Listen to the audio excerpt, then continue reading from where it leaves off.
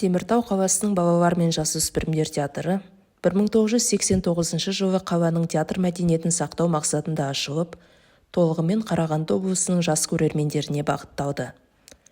Театрдың бірінші маусымы 1990 жылы 24 қарашада Петрушевскаяның пьесасы бойынша «Чемодан нонсенс» спектакльмен ашылды.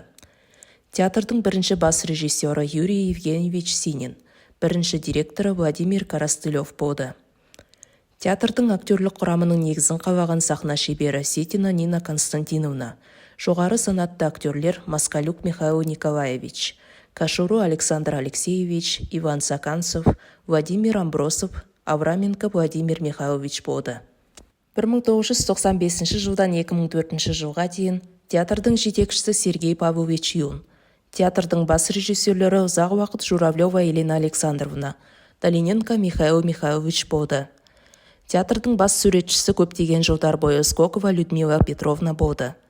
90-шы жылдардағы кейін кезеңде олар Теміртау қаласының театр мен театр мәдениетін сақтай білді. Балалар мен жасөспірімдер театрының ғимараты Теміртау қаласының сәулет ескерткіші Республика даңғылында орналасқан. Мұнда 250 орындық көрермен залы және заманауи жарық және дыбыс жабдықтары бар 70 орындық шағын зал, кең театр фойесі бар арнайы жабдықталған сахна алаңы бар. Бұл жерде Теміртау қаласының қонақтары мен тұрғындары театрдың алуан түрлі репертуарын тамашалай алады.